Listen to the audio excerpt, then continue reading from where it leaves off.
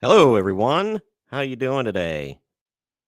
Forgot to plug my headphones in, so getting prepared there. See, it's always something.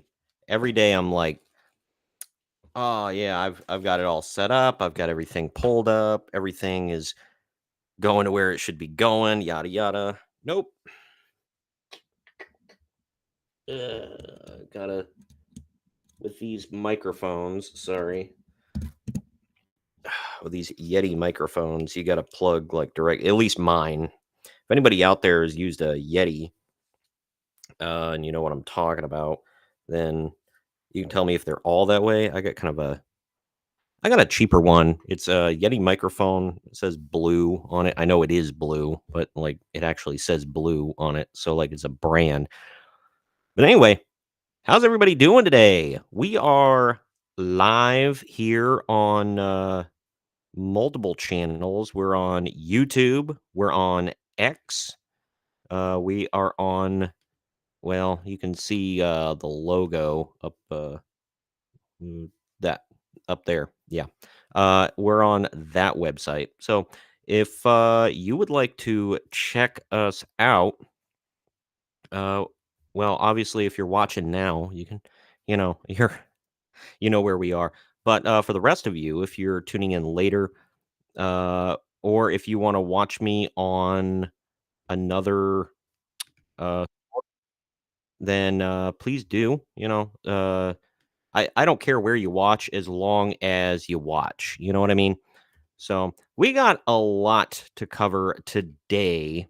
So yeah, man, let's just making a couple updates here on X, letting everybody know where they can find me. Da, da, da, da. All right, baby. We are live everywhere. Uh, thank you all, like I said, for tuning in. We're gonna go through a lot of stuff, some wrestling topics. One of them, both of them are about people who are dearly departed. Unfortunately, one of them is recent. One of them not so much. But that one's a more of a happier story because it's kind of like, oh, cool, okay. Uh, but right out the gate, while I'm kind of waiting for people to file in and all that, might as well start with this. I don't really cover this kind of stuff generally. I should probably turn my mic gain down a little bit. Is that any better for any of you? It's better for me and my headphones. I was probably coming through a little hot. Anyway, there is one thing I don't cover, like drama and YouTube and that kind of stuff. I don't follow a lot of YouTubers, to be honest with you. I have my select few that I follow and keep up with, and that's about it. But I'm a bit of a drama farmer where like when there's some drama going on with like that's really trendy and juicy and whatever, and there's more stuff coming out, I like to find out more about it. And like when the drama started happening, I know with first with Steven Crowder and Daily Wire, I was into that. And then it was a lot of Steven Crowder stuff, like one right after the other, because then there was a Dave Landau thing. Then there was the uh, issues with his wife and not gay Jared, and then there was Daily Wire with various things, and now with Candace Owens and whatever. That's all like political stuff. This one, not so much. I did follow a little bit. I don't know, is my camera being funky again?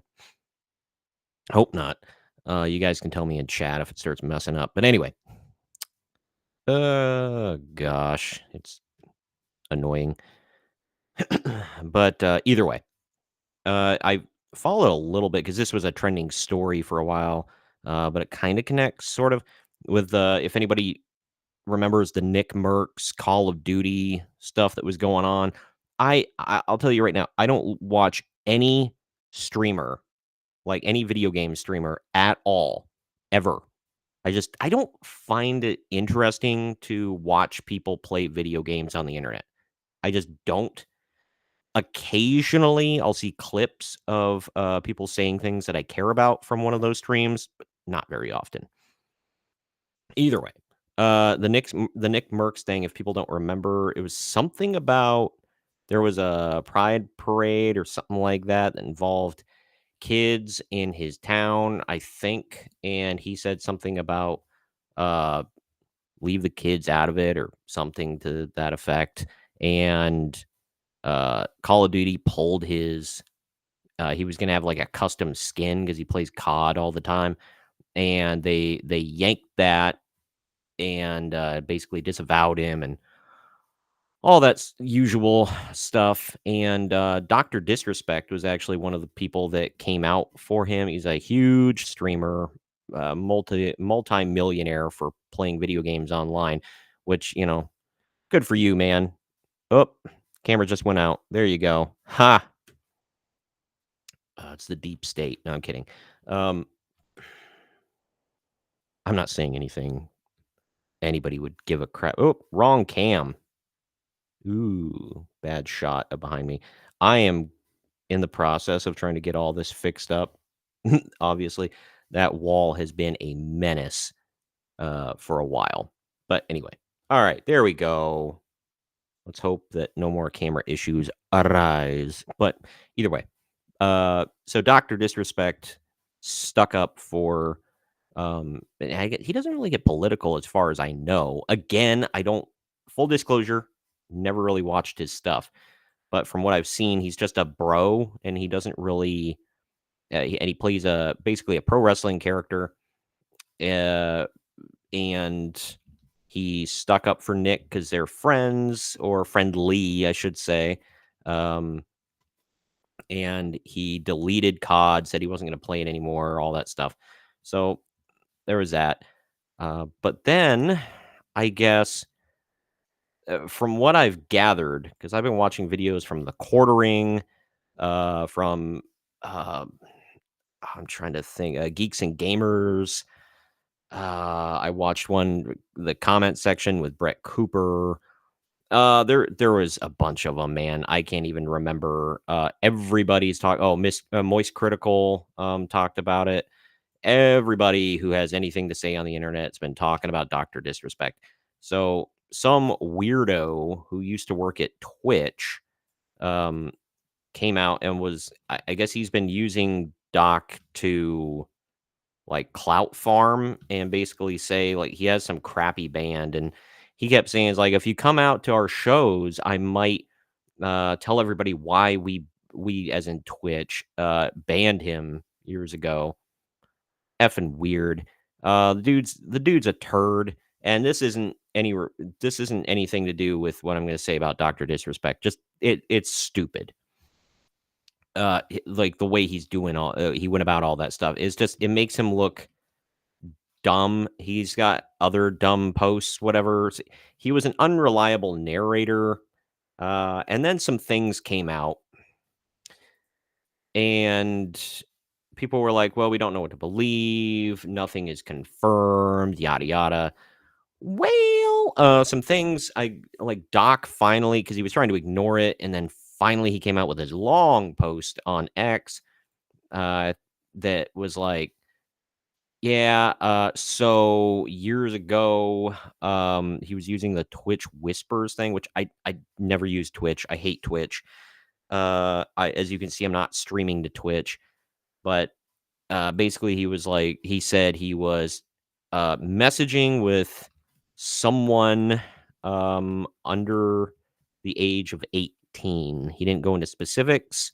He said I guess police looked at everything and said no illegal doing was found, but Twitch still terminated him and all that. It's after he admitted to that, then he comes out with this big rah thing about they want to cancel me, but screw them and whatever. Dude, his own company, the Midnight Society, they dropped him like a bad habit, like right away, and said, dude, you're gone. I guess his liquor company, I don't know what it's called, but he's got a liquor company that dropped him. Turtle Beach pulled their sponsorship with him. It's a whole thing. Basically, the only platform he has right now is his YouTube channel, and as long as YouTube doesn't ban him, I'm gonna say this, it's I mean, I don't know what I'm gonna say that's gonna be any different from anybody else. I know other people are like, "Dude, we need to see, like, it would be nice if we could see, like, what the hell he was saying to this underage person, before we, start labeling him certain things." Obviously, it was not good, so I don't know. I really don't know.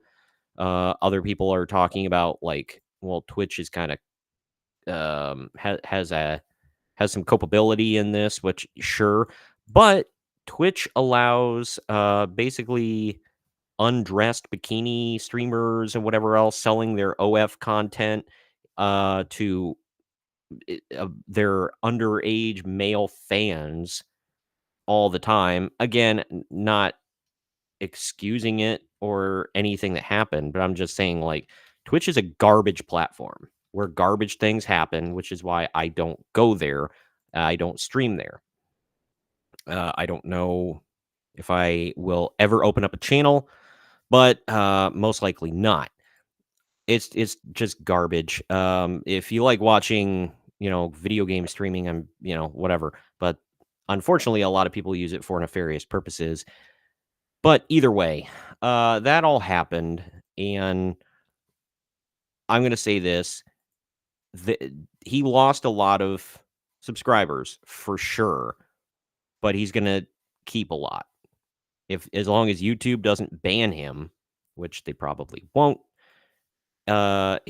Apparently nothing illegal was done according to the cops, so, I don't see them banning him. He's gonna have a following. He's always gonna have a following. I'm not excusing anything or saying that he was in the right, but I mean, yeah, it's not good stuff, man. Um, Not good. But either way, uh, that's my take on the it wasn't much of a take, but my take on the Doctor Disrespect stuff, and it was what I knew in a nutshell, ground it down into a few minutes. But anyway, I did want to tell everybody follow me all over socials.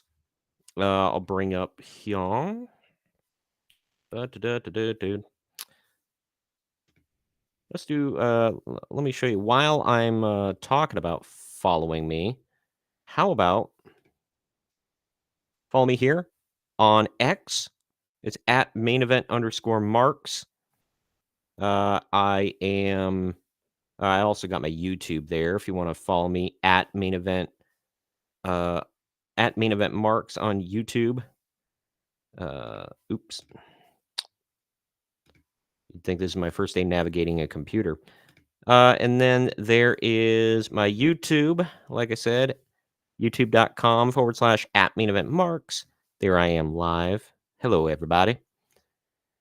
And finally, what I would love you all to subscribe to me on is if you follow me right here.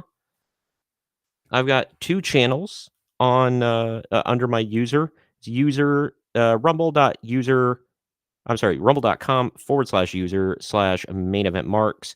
That's my whole profile there.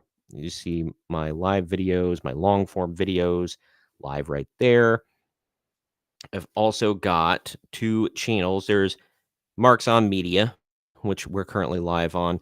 Here's the wrestling content main event marks. So for those that don't know, you're new to the channel. I used to do a weekly podcast, a retro wrestling podcast with my buddy Greg, who sadly passed away this past December. And it was, like I said, all retro wrestling content. It was a weekly show. All the archives are in video form on my YouTube channel, not on Rumble. I do have a lot of the archives on Rumble, not all. So I might try to see what ones are not there and upload them soon. But I also have big news coming up about the channel, and I'll save that to the about halfway through, though. Either way, let's get into the news. Let's bring this up. I'm gonna try to. I got a kind of a hard-ish cutoff today. We'll try to get through it all, bang through all this. Wrestling Observer here. WWE Hall of Famer Sika Anoa'i passes away. Sika's the one on the left. For those that don't know, he was one half of the Wild Samoans with brother Afa. He was only 79. There you got Brian Alvarez. Is with profound sadness I share the news of the passing of former Hall of Famer. What? He's not a former. He is a Hall of Famer. Passing of Hall of Famer Palavio Leti Sika Anoa'i. I butchered that name. I'm so sorry to any Pacific Islanders out there. He passed away peacefully on June 25th.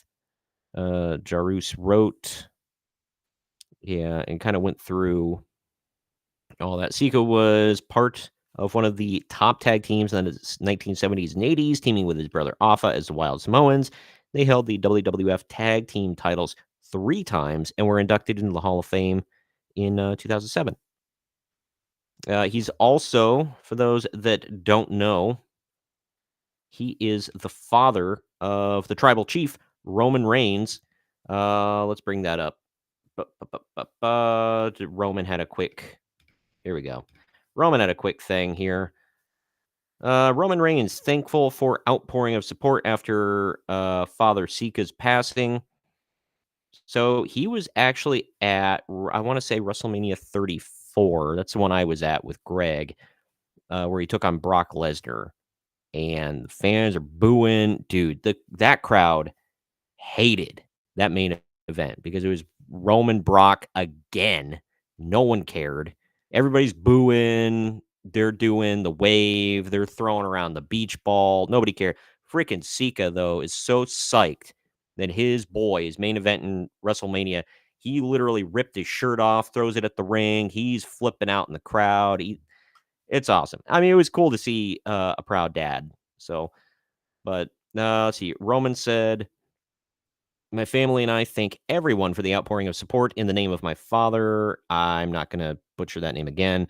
"Who will forever be remembered as one half of the Wild Samoans tag team. My father had a profound impact on the entire family, and we are forever grateful for the foundation he built for us. There's no way to fill the void left by his passing, but my sisters and I will do our best to represent him and his legacy. Rest in power, Dad. We love you." Yeah, so, and then again, it goes through titles he held and all that stuff. So, RIP Sika, man, that sucks. I mean, it's not like he was a spring chicken, but still, it's sad to see the passing of a legend. You feel for Roman and his family. I will say, I thought about this. It's a good thing that Roman was on hiatus during this time. So I hope he got to be with his father and his final moments and all that. So, timing, man, weird. All right. This next thing, it also kind of has to do with death, with death a little bit. Sorry, my wife is texting me.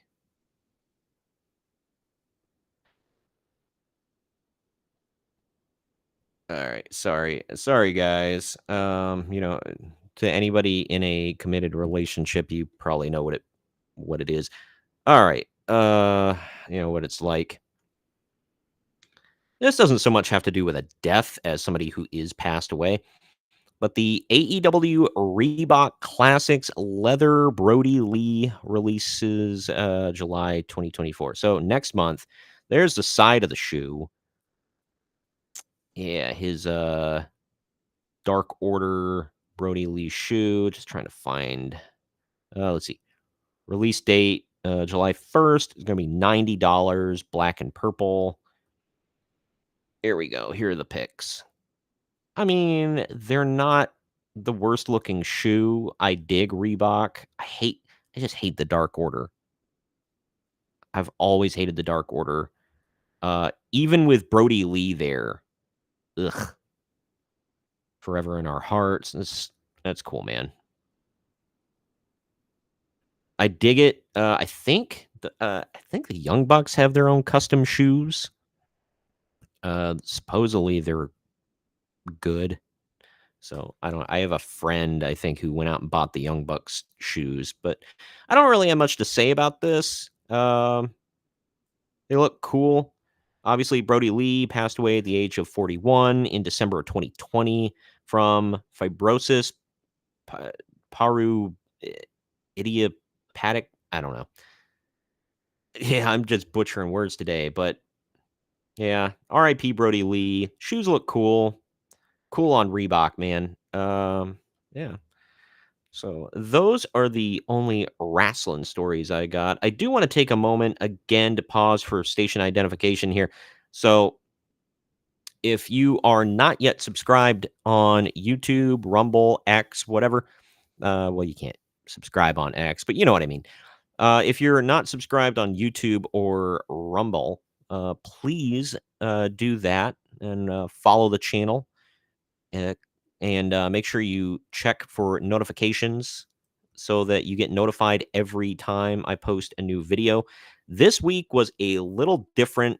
Anybody who's been following me long enough knows I post shorts every single day, like multiple, but long form videos, I usually only do two, at most three a week. And recently, I will warn you all, in August and September, those are my really busy times at work. So I might not get to as much. I won't have as much time to research. I probably won't stream live at all for about 2 months, but I'll try to work it out. Either way, I usually only post 2 to 3 videos a week, long form ones. This week, however, there's going to be a new video every single day. Monday, I had, well, I can just go through and show you what the hell I did real quick while I'm doing station identification stuff. All right. Let's see. Monday. Well, and Friday I posted the Doctor Who Legend of Ruby Sunday review. Monday, the Acolyte killed Star Wars, but it's your fault. Uh, I'm really trying to build up a Rumble following here. I don't have much of one. I get a lot of spam comments. Those suck. But if people could follow me here, pop culture stuff doesn't do as well on Rumble, but I'm getting close to monetization on YouTube. If you could help me out there, like, follow, and watch all my stuff. I've got it all on a nice little playlist for you. Assassin's Creed on Tuesday. Assassin's Creed Shadows is a disaster. New Dragon Age this is Wednesday. I posted 2 videos from my last live stream. New Dragon Age is for Gooners, and Disney gets a win with Inside Out 2. One positive. Today I got one coming out as well that is supposed to drop. It's going to drop a little early on Rumble. I scheduled it to drop. I couldn't figure out how to reschedule it. So it's dropping about a half hour earlier on Rumble. So yeah, and then tomorrow is my final Doctor Who review of the season. I already got the video loaded and ready to go. I just got to post it, and it's going up tomorrow. So you get brand new videos every week. Like I said, normally you get 4 to 5 shorts a day, Monday through Friday, and then you'll get 2 to 3 long form per week. This week you've got 6 long form videos posted. This is not going to be a consistent thing, but I'm trying something out, seeing how it goes. It's okay. The views are not bad, but I'm again trying to get monetized on YouTube. So if you could help me out, it's youtube.com/main event marks, or excuse me, youtube.com/@ main event marks. Forgot the at. Either way, let's get into you guys like Yellowstone? I do. I love Yellowstone. Uh, Talking about this, Yellowstone Paramount Network reveals premiere date for second half of season 5. I'm gonna go through this really. All right, here. Got to pause it every so often, so I don't get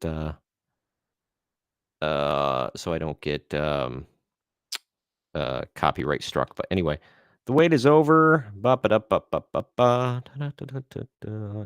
10th, baby. All right, that's really all we need to see.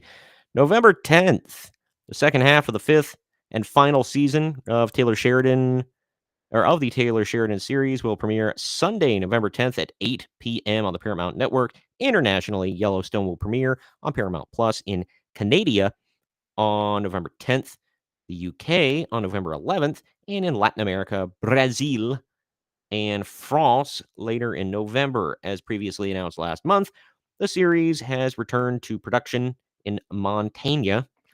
The drama has been in interminable hiatus. I'm having a horrible time reading unusual words today. Since January of 2023. Yeah, we're getting sick and tired of it, man. I am. Oh no, Neil Young cancels Hollywood Bowl date and rest of tour. I'm sure your fan will be upset. I've never liked Neil Young. I don't know. It's not like a politics thing either. I've just never cared for Neil Young. I don't know what it is. Meh. None of his music ever made me go, "Oh man, yeah, that Neil Young, he's an entertaining performer. He's got some good tracks." Anyway, this is a little outdated. I'm gonna go over the next story. Kevin Costner is doing it's a couple of movies. The first one is Horizon: An American Saga. He is this part is a little like it's still relevant where he said he was bummed that no one ever stepped up to defend what it was I actually did for them. Yeah, um, I get that, but well, think about it, man. If nobody's stepping up to defend your honor, you might have been a real d bag. Like that's all I can think. Like, why would nobody be stepping up for you? Like, you must have really, like, made some enemies. I'm gonna play this, and do some commentary over speaking of the Kevin Costner issue. Alright, Kevin Costner makes heartbreaking announcement on Yellowstone return. Second half of Yellowstone season 5 is set to premiere on November 10th. See, can I go full screen with this? Hi, everyone. I just want to reach out and let you know that after this long year and a half of working on Horizon and doing all the things that's required and thinking about Yellowstone, that beloved series that I love, that I know you love, I just realized that I'm not going to be able to continue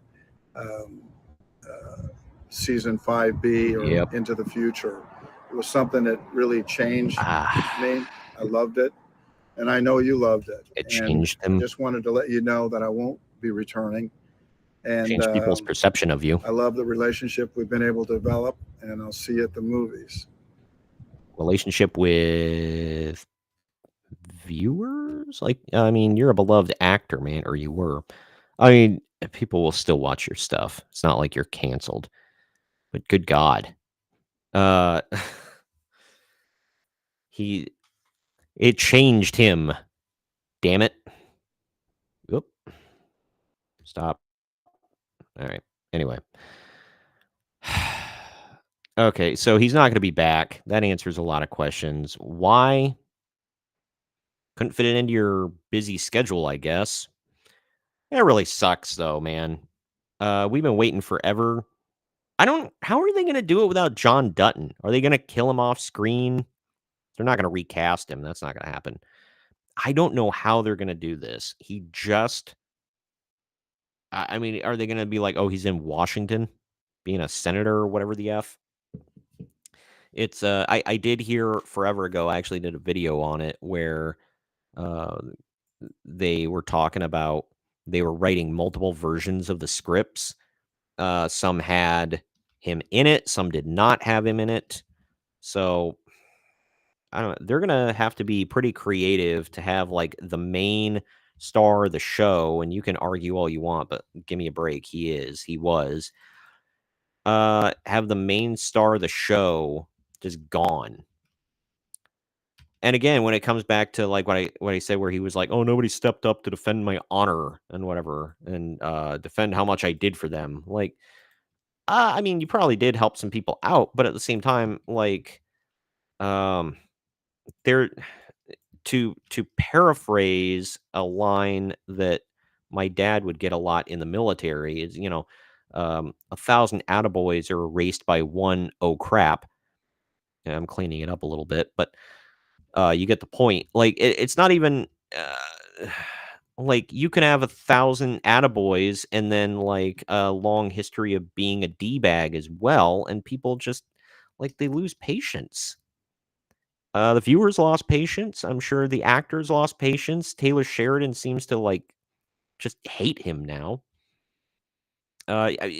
Yellowstone was one of the biggest shows on television, huge, and I'm sure it does great with the on like Paramount Plus or it's on Peacock. I don't know if it's also on Paramount Plus, but it's a huge thing, and I'm sure they were making money hand over fist, and it's dying because of Kevin Costner. Yeah, they're gonna have spin-offs, they're gonna have, sequels and prequels and whatever. Sorry, I got, like, one little fly in here. Stupid thing. It's only one. I can't get him. Either way. Yeah, so, I if I was Taylor Sheridan, I'd hate him too. I'm because it seems like everything is, like, just his fault. He's not willing to play ball, he's not willing to help out, he's just like, "Nah, I'm doing my own thing, peace." And he had these movies set up, and he's like, "I'm gonna go do these Western movies now. I don't care about Yellowstone." Like, "Thanks, man. Appreciate it." I like how the logo is in a perfect spot so you can't see it in the camera. That's okay. They don't sponsor me anyway. Da, da, da, da. This one is a weird one. My wife actually told me about this one. It was on she does TikTok. I don't, because I'm an old curmudgeon. But this one, man, crazy. Fans are harassing House of the Dragon actor Fabian Frankel online. Sir Kristen Cole hate has gone too far. Yeah, the dude had to. Well, I'll get into it. Mashable is the best place I could find this. But House of the Dragon fans, consider this your reminder to separate the actor from the character. Yeah, actor Fabian Frankel experienced the fandom's intense hatred for the characters Sir Kristen Cole firsthand when people posted harassing comments on his Instagram account. It got so bad that Frankel reportedly had to limit comments on his recent posts. Good God, look at this. Where were you when the heir to the throne was ended? I hate you. How did you go from being the most liked character and became the worst character in Game of Thrones history? Well, I don't know about that. I mean, Joffrey still exists. I'm blanking on his name now. Um, the dude who what the dude who lost in Battle of the Bastards. No thanks. I'm good for now. You want me to pay for this? Ramsey Bolton. That's it. Man, I don't know why I was blanking on his name, but he still exists. Roose Bolton still exists. Who was that a-hole from Harry Potter that was the at the red wedding? You know what I'm talking about? But no, Sir Kristen Cole. Okay. Man, I hope someone jumps this guy. I hate you, Kristen. He's not Sir Kristen Cole. He's not. He's an actor. He puts on a costume. My God. The realm is going to war because you're too busy serving face and fashion. Okay.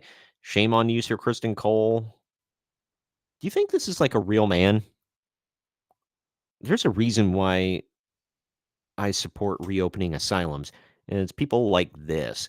I hate you, but you're so handsome. What the frick? Lock your doors, man. Where were you when the heir to the throne is blah blah blah? I read that. Yeah, and all those other comments. God dang, man. Psychopaths. If nobody's been watching this season of House of the Dragon, it's still good. Still really good. I like it. My wife and I are always super excited to watch. It's always awesome.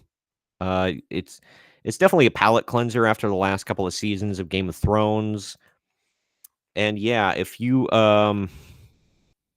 sorry, spoilers there for, anybody who hadn't watched the latest episode, but yeah. It's so cringy.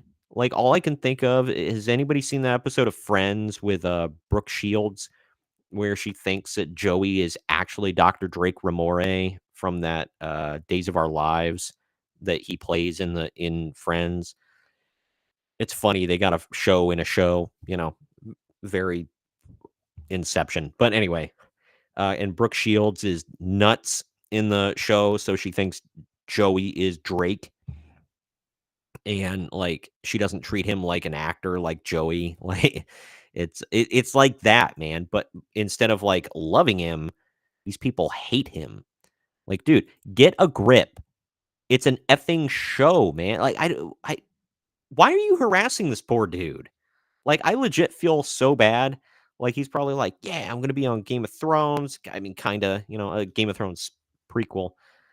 I'm going to be in the Game of Thrones universe, whatever. I love this. It's awesome. Blah, blah, blah, blah, blah. And yeah, it's poor dude. That's all I can say. Quit being crazy, people. If you want some advice, just don't be nuts. Yeah. Anyway, for the rest of you, real quick, before we move on to the next topics and get into some anime here, one of my favorite subjects, I will ask you to please follow me on social. On X, I'm at @main_event_marks.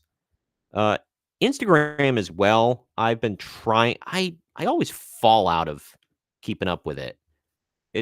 I'm really bad at Instagramming. I'll be honest. I've been keeping up recently. I'm going to make a new post when the new video drops today and hopefully tomorrow, even though I'm leaving town for the weekend. It's my grandparents' anniversary, 70th anniversary, I think 70th, something like that. And it's a big one. Family's coming in from all over the place, and it's going to be a good time had by all. I haven't seen my extended family, in a while, so yeah, I'm leaving town, and I'm posting stuff and getting the F out tomorrow. So plus, I work, but other than that, if you can follow me on definitely X, that's where I'm the most active, at @main_event_marks, and subscribe on YouTube. Here, I'll show you one more time here. Here we are, YouTube. Yeah, it's not showing channel. No, it's not going to show up in the address bar, but here's what you can see on my page. It's youtube.com/@main_event_marks. That's the solo, not solo, Sika thing that I was talking about earlier, where he took his shirt off at WrestleMania. He was so hyped. We're going to talk about this here in a second. And yeah, so he got hyped. But yeah, follow me on there. Or you can be a good lad and follow me on Rumble. Let's see, share. There we go. User is rumble.com/user/main event marks. And there You can go from there. You see all that. You can go channels. If you want to see my actual main event marks, like wrestling stuff, here, haven't posted a new podcast since. These are old, like archives ones, because like I said, Greg passed away in December. So the last, if you want to know a secret, we pre-recorded a bunch of stuff last year, and I ran out of material.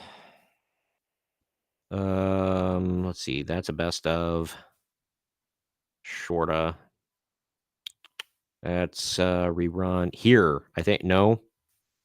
The 1995 stuff is older. Still works. It works really well. I think this. I think Halloween Havoc 1998 posted twice. Probably because that was back when you could post to one place and it would upload to the other, but it didn't always work. Yeah, see, that one's up there twice. It didn't always work, so I would post it twice sometimes by accident. What the hell is that doing here? And that should not be here. I gotta go through it. Either way. And there's, if you go to my YouTube, see, it doesn't simul post anymore, so that's why that's still here. I was wrong, by the way. This one, I don't know why the thumbnail's not coming up. NWA Starrcade 84, the $1 Million Challenge. That's our last, like, that's our last, like, up-to-date recording. The rest of the podcasts were, like, older episodes. This was a YouTube exclusive that I extended out and did, news and all that for, made it a bonus episode. So, yeah, follow us there if you want wrestling or media, or follow me, not us, but, yeah. So wherever you subscribe, wherever you watch, I'm very grateful. Thank you all. But let's get into some good stuff that I don't have to get upset about. Ba-ba-da-ba-ba-ba-ba. Here we go. Screen rant, baby. Adult Swim Ninja Kamui officially confirmed for season 2. I kept seeing like back and forth on that. Like comicbook.com said, "Oh, actually somebody came out and said it's not confirmed," but then every other place I've seen said, "No, it's definitely confirmed, dude." So, I don't know. I know it was confirmed and then later they came out and was like, "No, no, no, no, that's not it." I think I talked about this last week, maybe. I have finally seen it. Not all of it. I saw the first 2 episodes. It's good. It's not the greatest thing I ever seen. It's really good. I enjoy it. So, I'll say that. I've been having fun with it. I hope to watch more of it here within the next coming weeks. I really like the theme. It's called Vengeance by Cold Rain. It's got a super cool theme song. Cold Rain actually does the theme that I like for another anime called Fire Force. It's their second theme, I think. It's called Mayday. Awesome song. Awesome band. I want to listen to more of their stuff. But either way, Adult Swim has officially renewed Ninja Kamui for a second season following the success of the first season's popularity. Sola Entertainment is already working on season 2, directed by Sung-Hoo Park, known for Jujutsu Kaisen season 1. Awesome. I love Jujutsu Kaisen. JJK, baby. Ninja Kamui's explosive hype led to it becoming the most watched anime on the Max platform and receiving a game alongside the second season announcement. Not to throw cold water on that thing about the most watched anime on Max, but honestly, Max doesn't have a lot of anime series. They got a lot of Studio Ghibli stuff. I don't know if you can search just I can pull the Max app up on my phone right now, maybe. I don't know if you can search by anime. The only thing I ever see on there is Studio Ghibli. That stupid Taylor Swift thing. Taylor Swift and Scooter Braun. Okay, they got Housing Complex C, Ninja Kamui, FLCL, Bell. I like they throw the Boondocks in there because it's drawn like anime style, but it's not technically. Namu. They throw Teen Titans in there, really? I guess kind of. Primal. A Spawn anime. I don't know if that's anime. Yeah, because they throw in some stuff like Samurai Jack and Rick and Morty, whatever. Scavengers, Rain. Oop. And a bunch of Studio Ghibli stuff. So, look, Black Dynamite. Look, I mean, it's still impressive. It's cool. It's a cool stat. I know. They were saying that Adult Swim wants to get more involved in anime, wants more successful anime and all that. Cool. Uh, whoever can get more into the anime game, the better. I suppose. So, I wish them all the best. Most of the popular anime is already spoken for, as far as I know, unless I'm missing some. But I mean, they could always make more. This next one, I don't know what it's going to be on. We're going to talk about. Let me bring this one up. I haven't heard of this one before, but to be fair, I don't hear any of these mangas. I never really hear about ahead of time. Post-apocalyptic steampunk manga. Man, I had it down earlier. Gachiakuta. There we go. Gachiakuta is to receive long-awaited anime from Studio Bones. So, but it's post-apocalyptic thing, I guess. Ooh, creative. There we go. Fire Force. Created by Fire Force mangaka. I guess the guy who created it. I don't know. Hand-selected successor. Oh, his successor. Okay. And featuring cover work by a Japanese graffiti artist, Hideyoshi Adoi. I don't know. It tells the tale of an alternate Earth in which man has thoroughly polluted every inch of the planet with both physical trash and negative emotions. Ooh, negative emotions.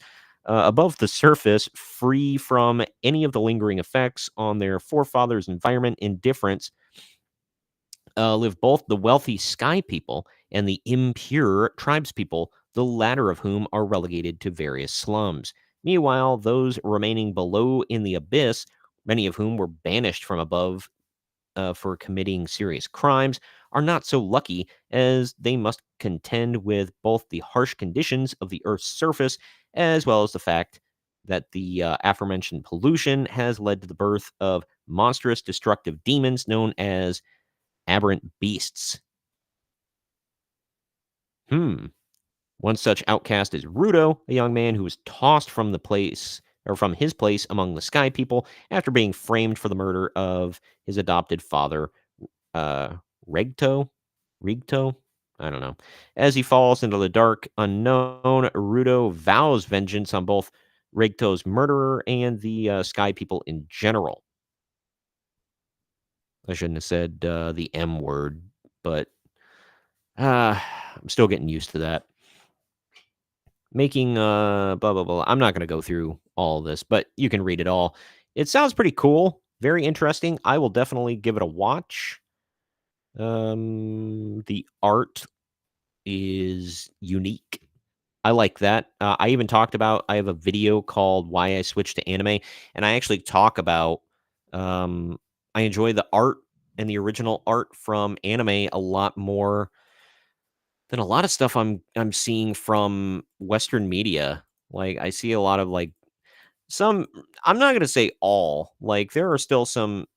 Uh, there's still some good like cartoon art and animation art here in the West, but a lot of it just seems so like soulless and homogenized and whatever, and like came out of a factory and like bleh. But anyway, that yeah. So uh, what was it called again? Sorry. Gachiakuta. Looking forward to that. This next story. Sorry, wife texts me again.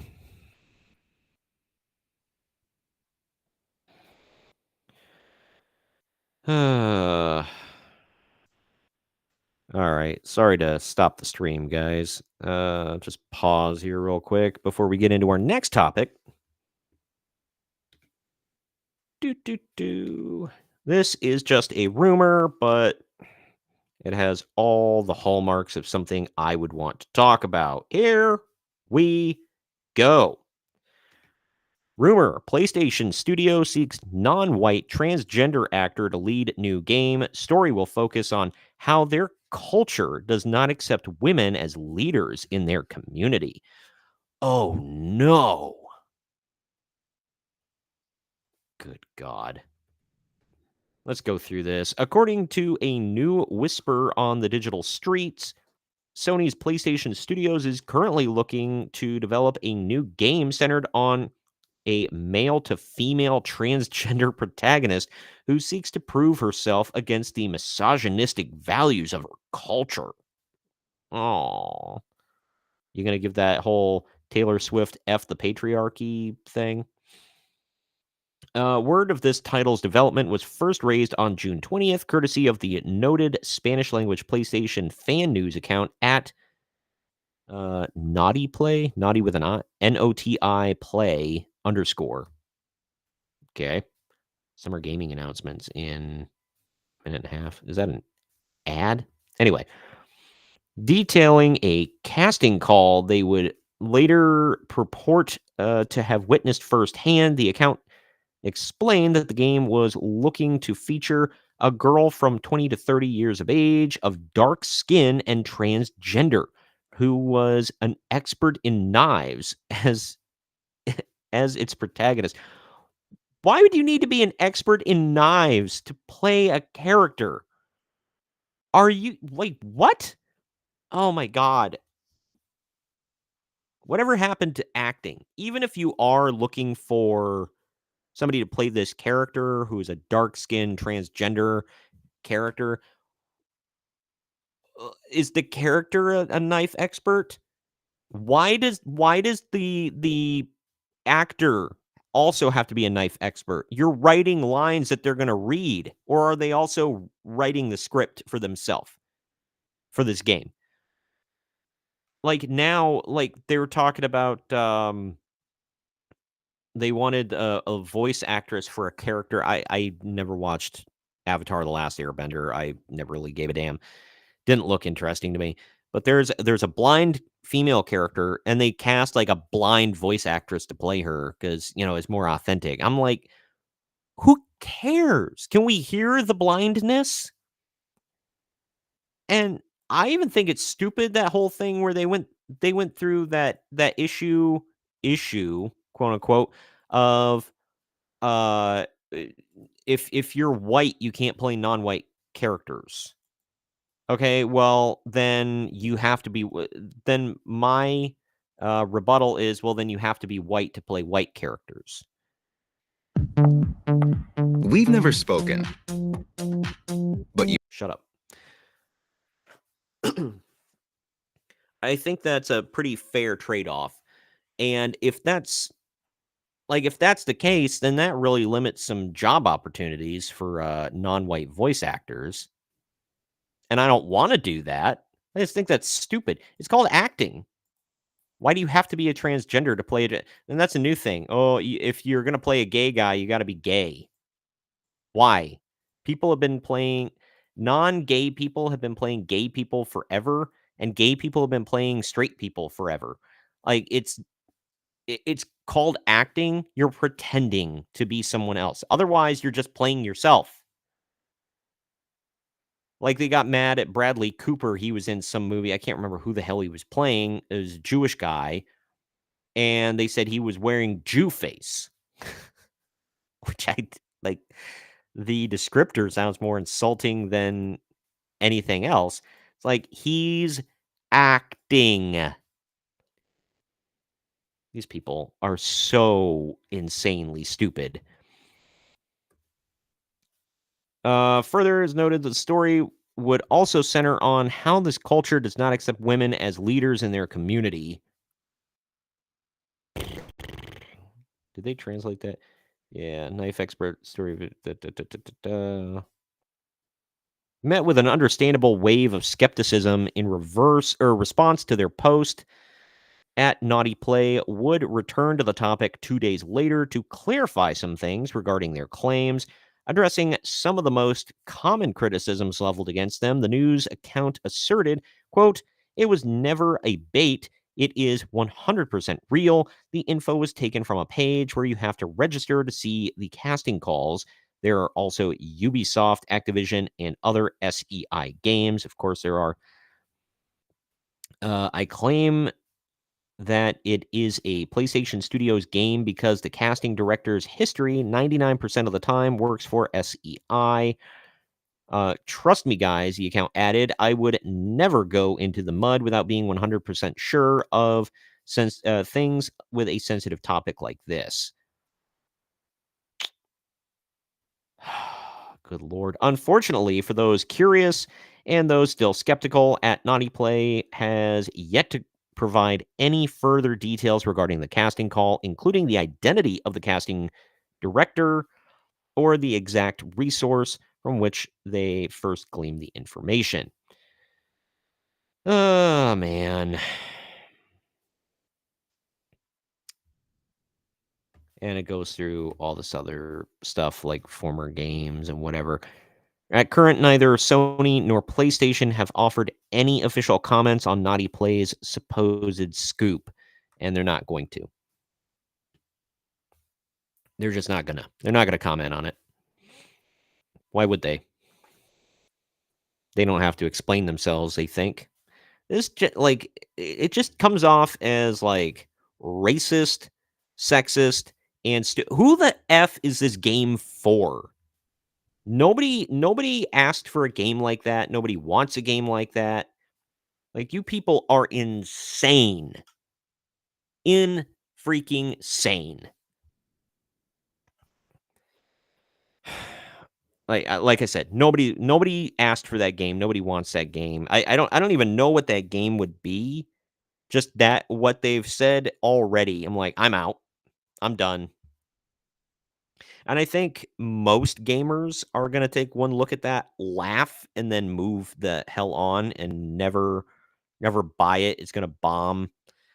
And then the people who made the game are going to post a bunch of unhinged crap on social media and be like, "Why isn't anybody buying our game? Buy our game, you chuds. You need to buy our game to own the patriarchy, even though we think you're the patriarchy and we hate you."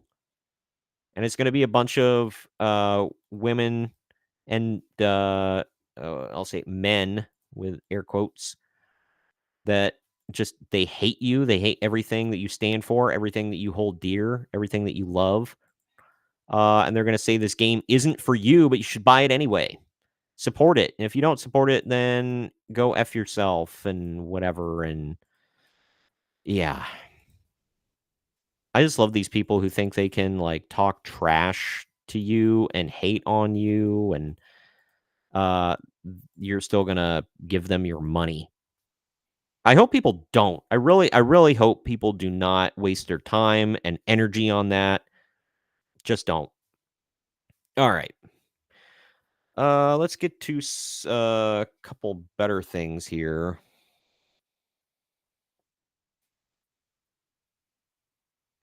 Okay. So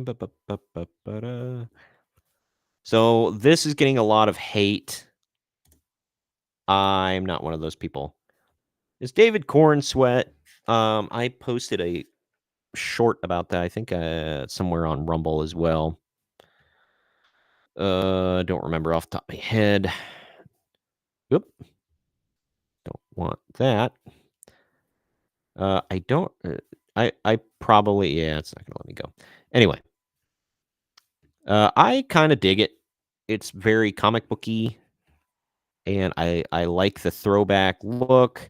Obviously, I like Henry Cavill more just as an actor, the way he looks, his suit, all that. I enjoyed Man of Steel. I know, speaking of Kevin Costner, I know that's apparently a controversial statement, and a lot of Superman fanboys will want to do to you what he did to Zod at the end of the movie. But regardless, a full look at Superman's suit. I don't hate it. It looks new and old at the same time. The S is like that new logo that they kind of got. It's not the. I would have liked a little bit more classical S than that one. That one's kind of meh, but brighter colors. It's very much comic booky, cartoony, up James Gunn's alley, and I like that. There's from the back. He's got the S on the cape, which a lot of people don't do anymore. So that's cool. I think David Cornsweet looks cool as Superman. If you're not gonna have Cavill, he's fine. See, I think David Cornsweet's Superman and Robert Pattinson's Batman would have looked really good together. This contrast just looks natural. Kinda. I don't know. His Superman outfit looks more like comic booky, whereas the Batman outfit looks like, homemade, whatever, which I get that it is, but it's very much not comic booky. So that's not the look that Gunn is going for. I'm assuming Batman's going to be wearing gray for James Gunn. This one, let me see if I can zoom in. Yeah. There's oh God, I'm not going to tell you his name now. Mr. Terrific. I wonder if they have like standalone photos, because he looked great. Looks great, whatever.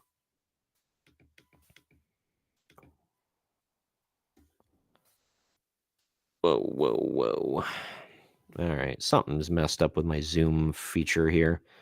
Let me stop this. If I can. No, can't. What is going on? Yikes. Sorry, folks. My computer just messed up on me. Everything's fine. Nothing's burning down here. Holy cow. That webpage is just yikes. All right, here we go. Almost back in business. Let's bring those pictures back up from Superman. Thank you for watching on Rumble, by the way. We've actually got some viewers on Rumble. Let's bring them pics back up of Superman and Mr. Terrific. Wrong one. There we go. All right. We saw Soups. Oh, pictures aren't wanting to load. Cool. Thanks, Internet. There we go. Yeah, they don't have the big blown up pictures of. I was seeing them on X the other day, Twix. Mr. Terrific looks great, very much like his comic book counterpart. And I don't know, I like the comic book look for Superman. The shield with the S on his cape is a great touch. I don't know, everybody's hating on it. And, it's just like James Gunn to do something like that. Like, yeah? What's wrong with it? And I have heard people saying, oh, it's going to be Marvel Light and whatever. I don't think so. I think James Gunn has his own thing, his own style. I enjoyed his Suicide Squad movie. I don't know what was wrong with that one. My buddy Greg that I talked about, I did the podcast with, he actually liked the first one better. That was like darker and weirder. I didn't completely hate that movie. I wasn't big into it. I don't know. I like the other one. One more DC story here. It actually involves anime as well. Get an ad right away. Hell yeah. All right, Warner Bros. Japan releases OP, unveils 4 more DC supervillains for Suicide Squad. Isekai. While the West continues to disappoint with such offerings as the low-quality Crisis on Infinity Earths trilogy and the race-swapped Batman Caped Crusader, are they mad that Gordon is black in the show? I don't know. I mean, I just kind of shrugged at that one. Was like, whatever. That's the way they want to do it now. They did it with Perry White in Superman. They're going to do it with Gordon, whatever.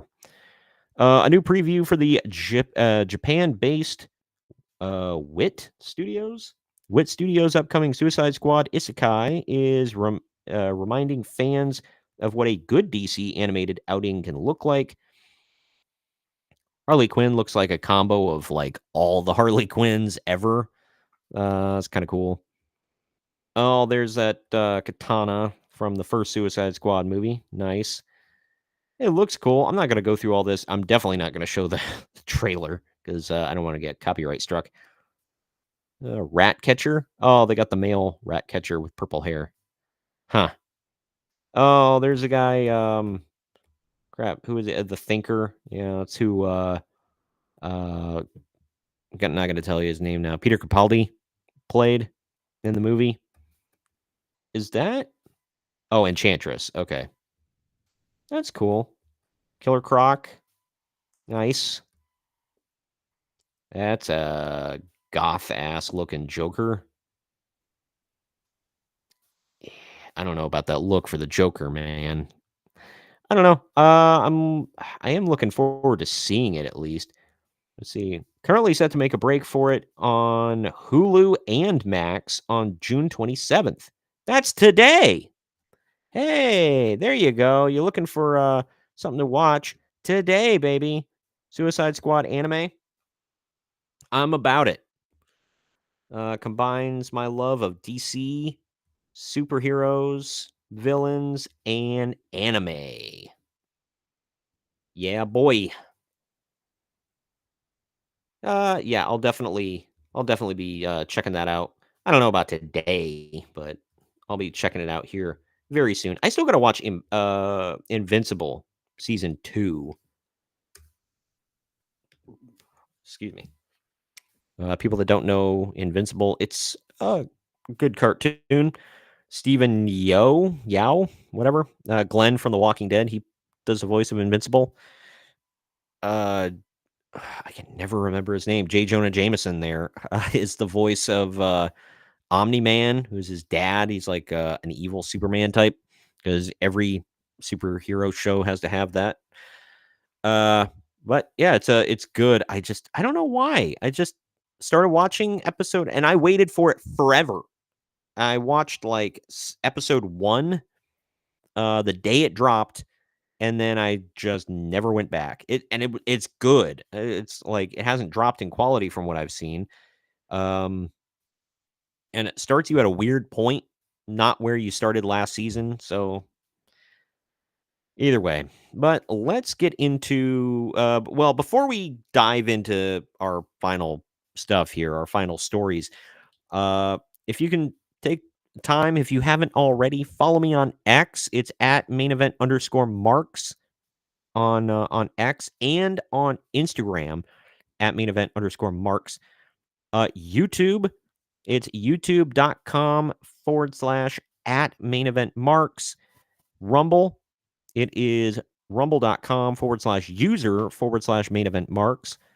I would greatly appreciate you following me all over, and on YouTube and Rumble, make sure that you put on there that you want notifications so you know every single time I post a video. I usually post in the morning. However, I just had a video drop on Rumble, and the same video is about to drop on YouTube because I timed it incorrectly. Yeah, here we go. I don't know if my cat's beating on the door trying to get in. That's funny. Here we go. Just dropped. It's got a different name on YouTube because I don't believe YouTube would allow this. But there you go. It dropped 9 minutes ago. Already got a view. Cool. Thank you to everybody. Like I said, follow, subscribe, get notifications, and message me. I'll chat with you. I tried to get on Locals. I did start a Locals, but I don't know what to do with it. Like, I tried to stream there, and it's not letting me. I'm missing some step on the process. It's just not letting me. Excuse me for just a moment. I'm actually, because my freaking cat, she won't stop. So, pause just a moment. Boop, boop, boop, boop, boo. I'm gonna chase her off, and I'll be right back.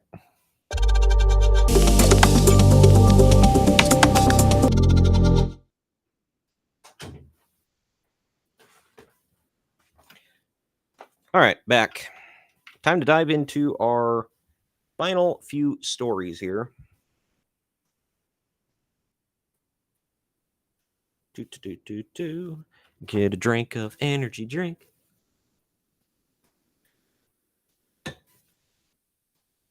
It's a green one, so I'm going to let you figure out for yourself what that brand would be. But I'm not going to say it on stream. All right. Bounding into comics yet again. This chick kind of fell out of the news there for a while because she hadn't said anything crazy for a little bit. But here we go. Getting into Star Wars. Remember Star Wars? Oh, I remember. Star Wars director Sharmeen Obaid-Chinoy says Rey is the key to the franchise's future. Quote, at the heart of it, for me, is Rey Skywalker.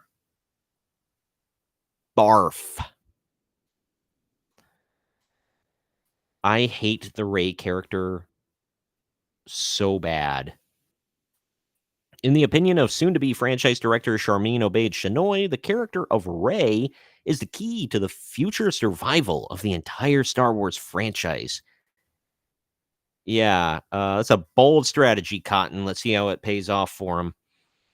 The director, who is currently attached to helm the heroine's upcoming solo film, offered her take on the subject while speaking to her future entry in a galaxy far, far away with the Sirius XM's Jessica Shaw for the broadcaster's Stars interview series. Does anybody listen to Sirius XM anymore? Is that what Howard Stern is on now? Like, it's only boomers that listen to that, right? Right? Maybe some older Gen Xers. I can't imagine. Like, I bought a new car a little while ago that's got Sirius radio in it, and they called me and they were like, "Hey, you got a free membership." I'm like, "I'm good." They're like, "Oh, no, but it's free." And like finally they just harassed me enough on the phone. I'm like, "Fine, whatever, but I don't want to pay for it. I'm literally never going to listen to it. I haven't yet."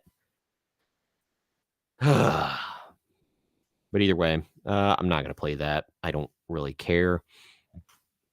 Pressed by her host for her current feelings towards directing the next major entry, the embattled I think they mean of the embattled franchise, Obaid-Chinoy asserted, quote, sometimes you walk in the footsteps of the people and giants who've created works or worlds. And in the case of Star Wars, George Lucas's world and the filmmakers who have walked in his footsteps have set this world that they want young viewers to sort of walk into and have an understanding of the world. That's a mouthful. Good grief. Just talk normal. And at the heart of it for me is Rey Skywalker, is Daisy Ridley and her story, and taking her on an adventure to a Jedi Academy, she continued, and sort of creating a world that is a natural dovetail to the story that we've seen her go through the last 3 film episodes. And working with Lucasfilm and Kathleen Kennedy and the team over there is breathing life into characters that everyone loves and has fallen in love with, and finding new characters that the next generation of moviegoers will fall in love with. And they're all gonna be super diverse women. Guaranteed. Look, I'll get back to this in just a minute. Nobody loves Daisy Ridley as an actress. Nobody loves the Rey Skywalker character. It just, in 20 to 30 years, the way that people fondly remember the original trilogy of Star Wars, nobody is going to feel that way about the Rey Skywalker trilogy. No one. It was a mess. You could very much tell that it was directed by different people in different movies. It was not a coherent trilogy in any shape or form. Now you're gonna have, and you had old man hobo Luke just chucking his father's lightsaber off a damn cliff. You had so much garbage in the films. I'm not gonna go through it all here, as I'm going to get worked up and go on a rant. And I don't feel like doing that right now. I don't have the time. But my God, I watched him again in the past year, and it just made me angrier than I was going into them, because I'm seeing more crap that's just awful. Because you watch them the first time, you're like, wow, these aren't good. First one was okay. Second one was just horse crap. And the third one was garbage. The fact that she appropriated the Skywalker name was disgusting. Everything involving Palpatine and Rey's parents was stupid. Everything involving Snoke was stupid. Like, J.J. Abrams likes to set up these mystery boxes. That's what he calls them in everything he does, especially if it's going to be a multi-episode, multi-movie thing. Here's a mystery, here's a mystery, here's a mystery. We'll get to it in the next movie. And then Rian Johnson came in The Last Jedi. It was like, all of those mysteries gone. We're throwing them all out the window. None of them mean anything. Gone. Who's Snoke? Just a guy. Who are Rey's parents? Just some people. Just all this stuff. And then he threw one of the most interesting characters in my opinion was Finn, and he just threw him in with Rose on a stupid casino planet. What the frick? It was all just garbage. And then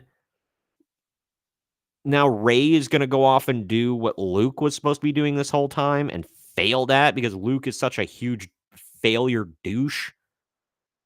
You gotta bring in a woman. Women get it done.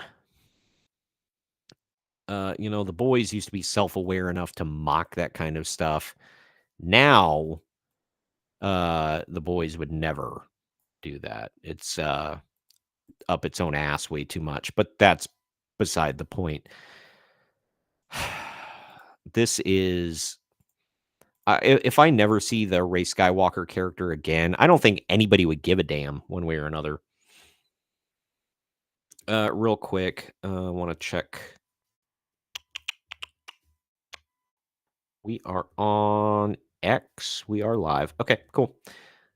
Let's get back to this article. I just want to finish up a little bit with it, see if there's anything else worth even talking about with this crap. The director revealed that throughout the film's creative process, she has regularly been in touch with a who's who of Star Wars creative alumni, some good, some the worst. Oh, God. I've had conversations with J.J. Abrams. I've had conversations with George Lucas. And then, of course, Dave Filoni, who's a big part of the Star Wars universe now. We spoke very often, and Kathleen Kennedy and Carrie Beck and Simon Emanuel. I mean, I think the team is really taking time to make sure we do justice to telling the story of Rey. And, I think that she stands for something. We've seen this wonderful journey that she went on in episodes 7, 8, and 9. And now it's on to the next adventure. And how do we create a world and an adventure that we take her on? I don't know, because you killed Kanan. I mean, not Obey Chinoy, but they had an entire extended universe that Kathleen Kennedy just said, nope, yeet it. George Lucas, sure. I think he's pretty much mentally checked out at this point, so I don't think he really gives much of a damn. Like, I don't care what you do with your stupid made up characters. Like, I sold this thing off and mentally checked out, disconnected from it, emotionally just checked out. Who cares? Who cares, bro?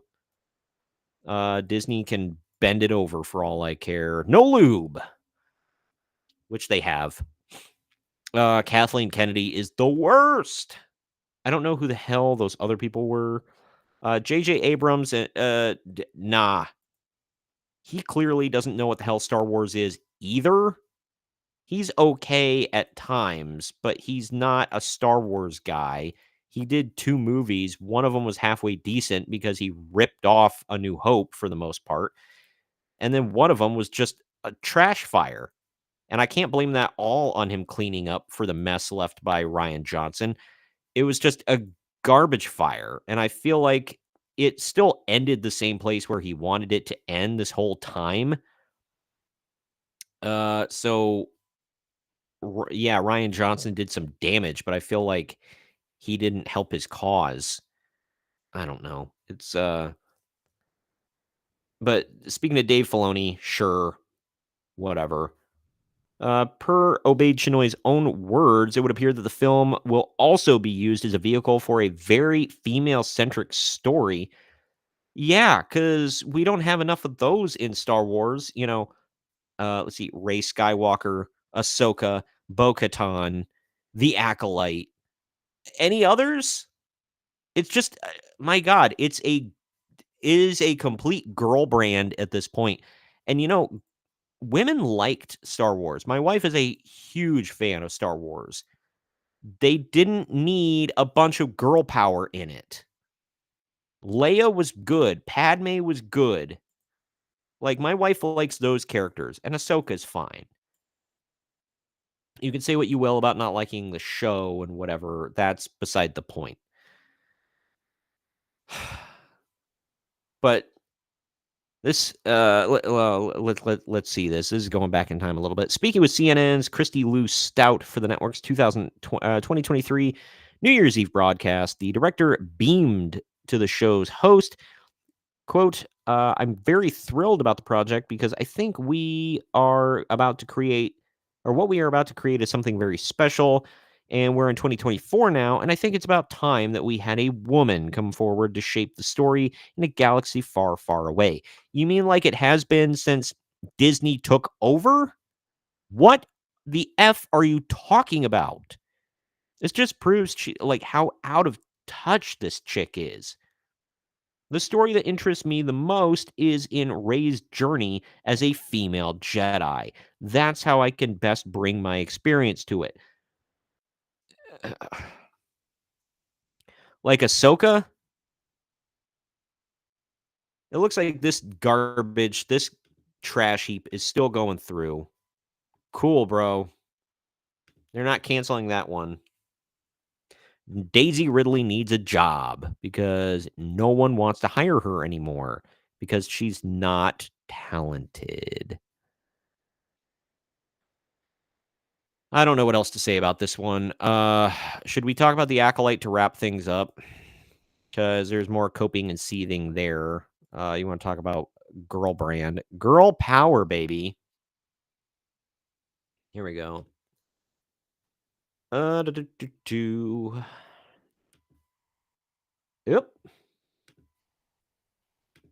I don't know how to click things. I'm sure everybody's seen this by now. This is old. But the Acolyte lead, Amandla Stenberg, responds to critics with original Juneteenth song. Writes off unhappy Star Wars fans as silly racists. Of course.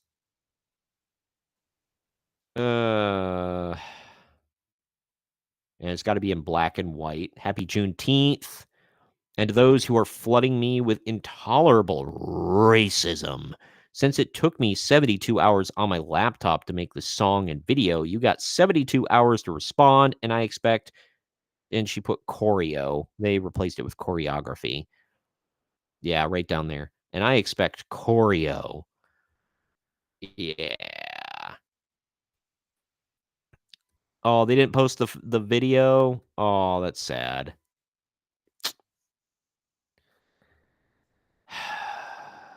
Yeah, the video. So the dance, we'll call it dance.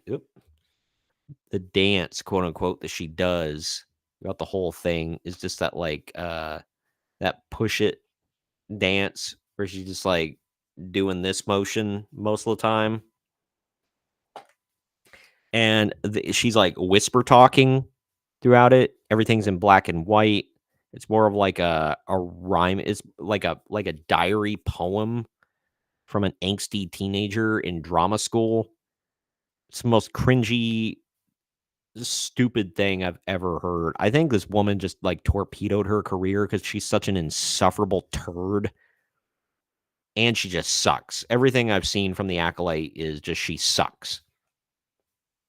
Nobody's going to want to hire her to just torpedo their brands. It's like who's the weird that chick from she's going to be Snow White or Snow Brown or whatever.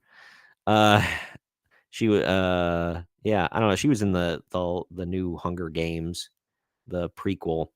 Can't think of her name now. They've tried erasing her. Oh god. Now I gotta see.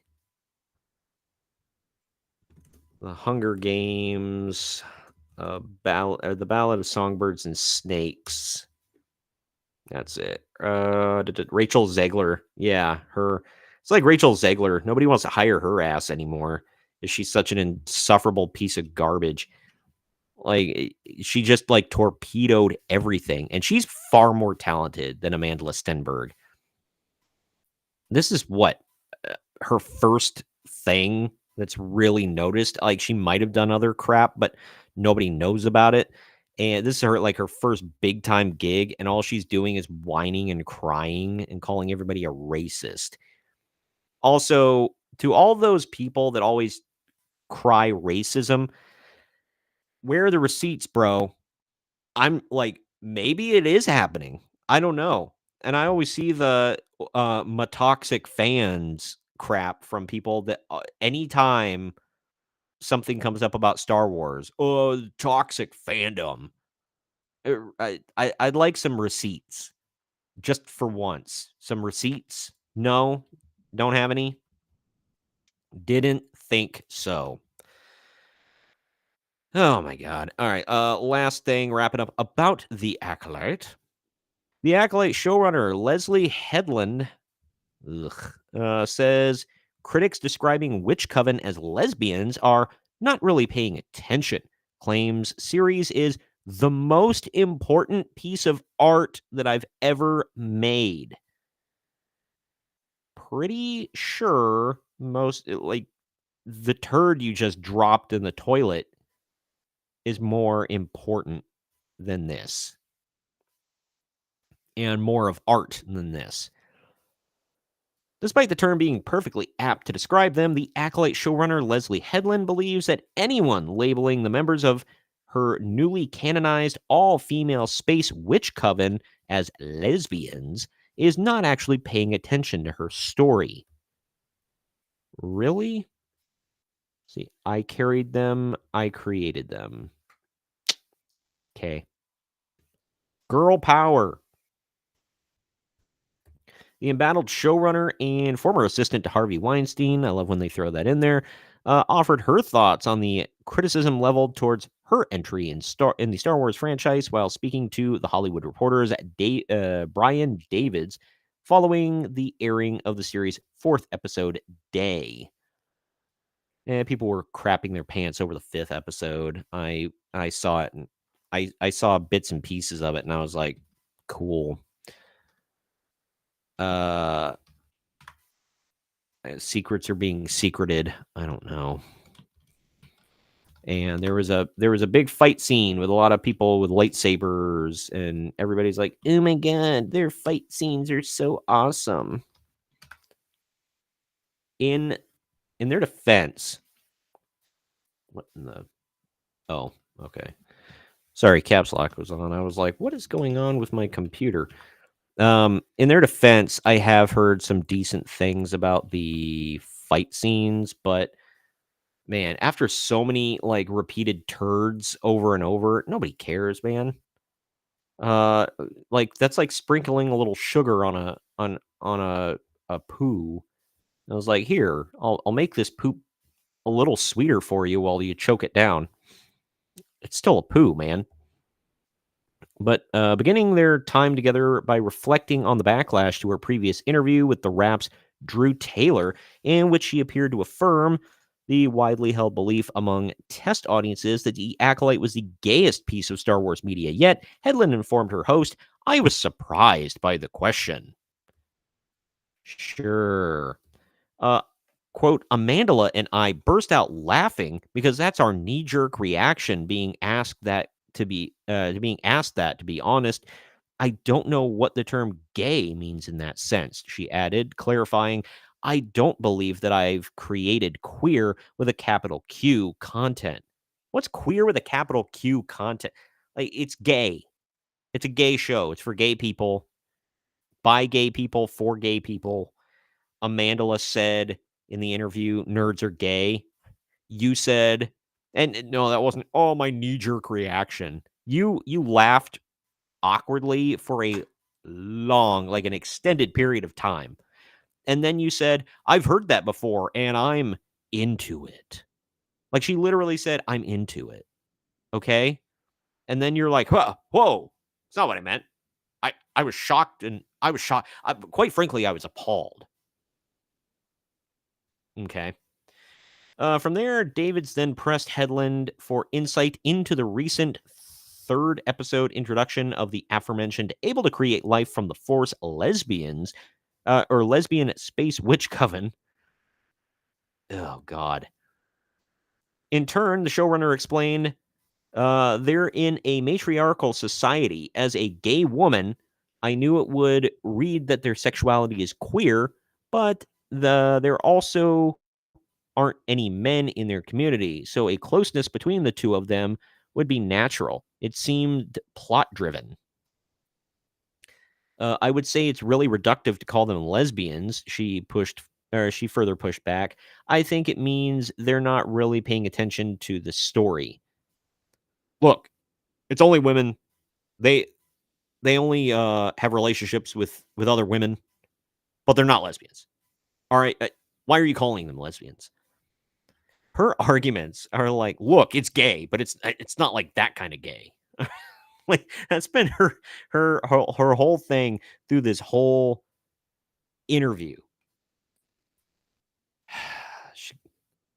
Who the hell? Oh, is that one of the lesbian space witches or no? Oh, maybe. No. Okay. Did they have a jazz number in the episode? God, I haven't watched the show. I don't know. I've seen clips and that's it. However, despite her rejection of this read of the Witch Coven, Hedlund made sure to note that she was proud of being a gay woman who's accomplished this feat. Cool. And certainly, she continued, if my content is called queer, I don't want to disown whatever queerness is in the show. I would be proud to create something that inspired queer people. Awesome. And then she said, my cat's back. If anybody hears that in the mic, beating on the damn door. That honestly, I feel sad that people would think that if something were gay, that would be bad, she admitted to Davids. It makes me feel sad that a bunch of people on the internet would somehow dismantle what I considered to be the most important piece of art that I've ever made. Look, people aren't calling it bad because gay people. It's just bad. And you were the one that kept pushing, and Amandla and everybody else kept pushing. It's girl power. It's gay. That's all I knew about the show. For the longest time, until the trailer dropped, all I ever heard was girl power, gay, queer, gay, girl power. over and over, some order of that, all mixed into every interview, is just like the Rings of Power stuff. They poisoned the well before it ever came out, because all you ever heard in every single interview, diversity, first this, first that, first black female dwarf on screen. Who cares? What's the show like, man? What's it about? What are you doing? Who's doing what? Who should I pay attention to? I don't care if you're the first lesbian witch, female, whatever, to create. It's. I mean, people are mad. People were mad going in because of all that stupid crap that doesn't matter.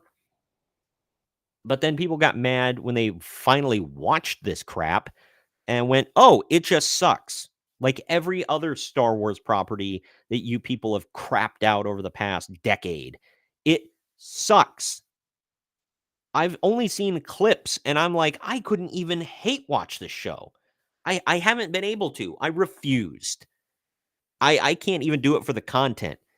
It looks so bad, and the actors and the showrunner are so insufferable. I can't even bring myself to sit there and watch it and review it for content. There are plenty of, if you want a review from people who hate it, Nerdrotics doing it, Critical Drinkers doing it. There are plenty of other people out there who are doing it. I refuse. I can't bring myself to watch another garbage tier show. But either way, you did this to yourself, Leslie. Nobody feels bad for you. Nobody's going to sit there and be like, oh, well, I guess if she didn't mean it. F off. Just F all the way off. My cats want in the room so bad and they can't be in here. We have foster cats that have feline lice. Apparently, because I freaked out, my wife was like, oh, feline lice are different than human lice, and they're not attracted to humans at all. So, either way, until we clean this room, they can't come in. But all right, that does it for that. I did want to ask everybody to please, one last time, please subscribe and follow. Before I get into this last point, let me see if I can chase my cat off. Give me 2 seconds.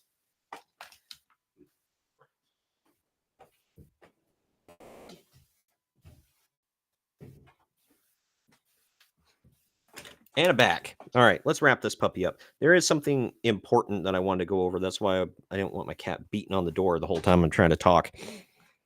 So, as I mentioned, I had a podcast with my buddy Greg for a while. It was called The Main Event Marks. It was about retro wrestling. That's where The Main Event Marks comes from. I like the name. I came up with the name. He approved it because I threw like a list at him, and that was the one. I threw a list of like things I came up with. That's the one we liked. We came up with the logo, which is like a riff of the Saturday Night Main Events logo, like the old school one. And I went with it. I've stuck with it, even though I don't do the podcast anymore. I mostly do the media stuff. Occasionally, I'll cover wrestling stories like I did at the beginning of this video. But mostly, it's the Marks on Media thing. So, I've had this suggested to me, and I thought about it. I'm trying to expand. I'm trying to grow.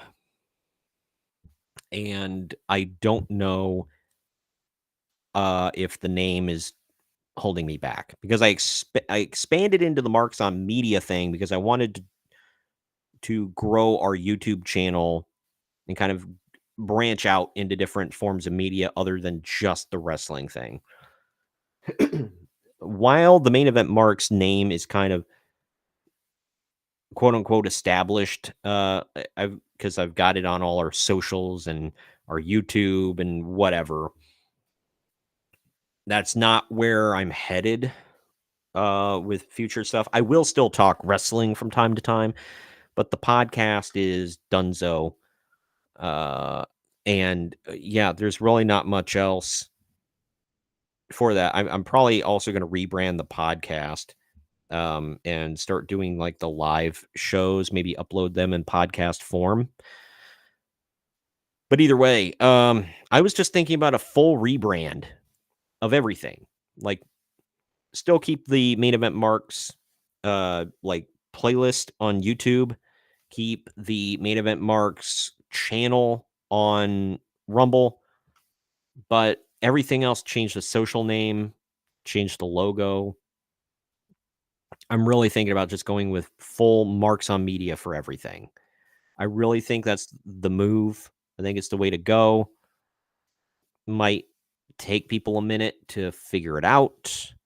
And I can still post, when I post my wrestling stories, how I'm like, this is for marks on TV, this is for marks on animes, for marks on movies, marks on games.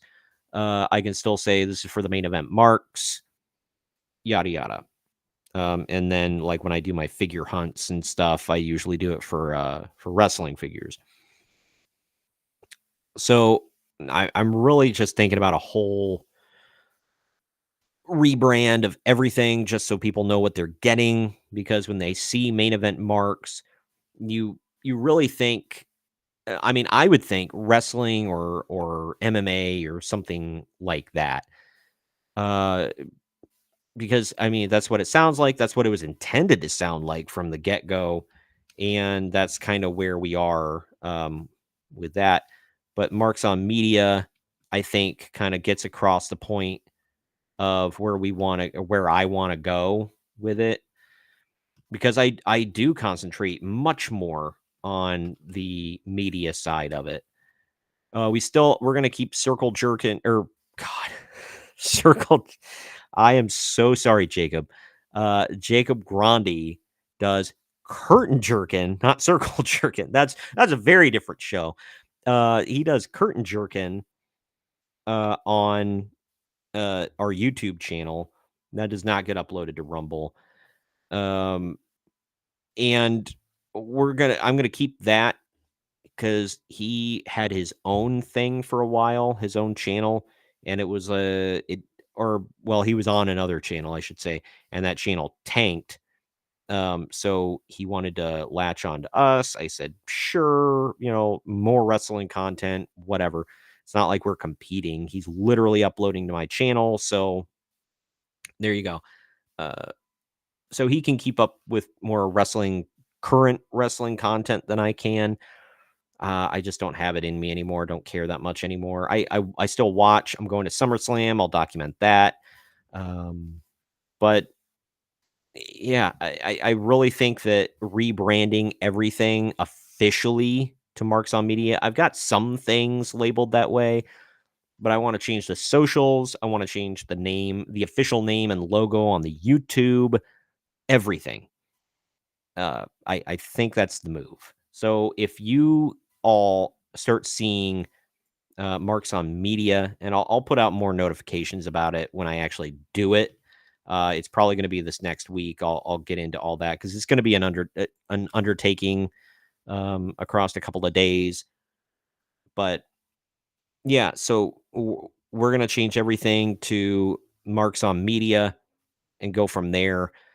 And I hope you all stick with me. I'm like I said, I'm doing mostly media stuff now anyway, so it's not like the content itself will not change. It's just the name. So I hope you all are cool with it. I hope you stick with me.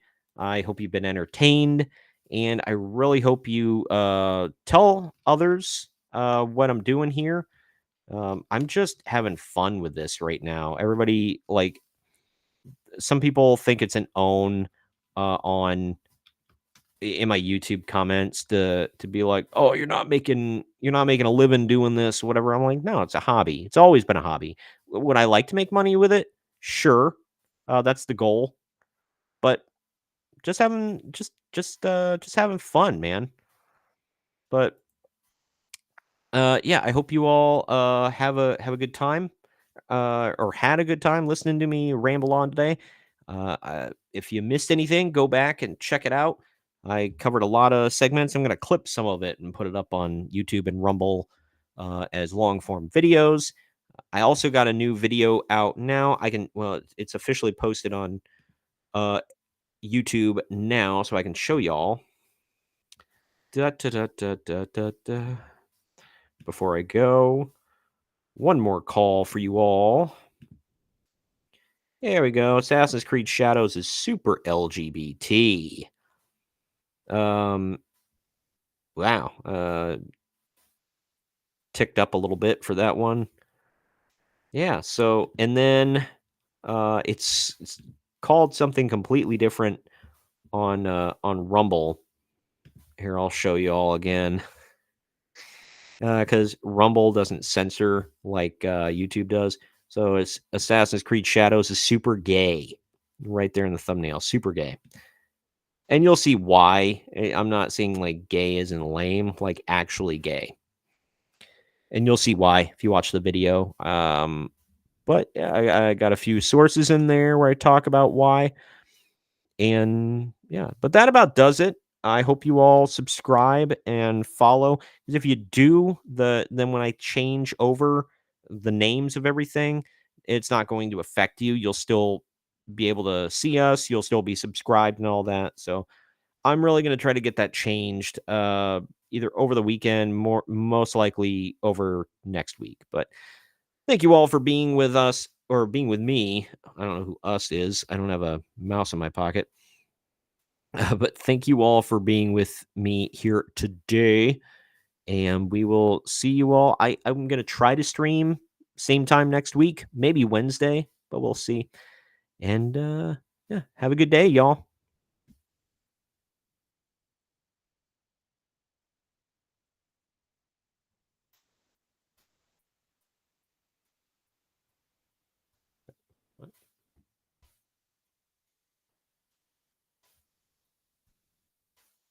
Wait, what?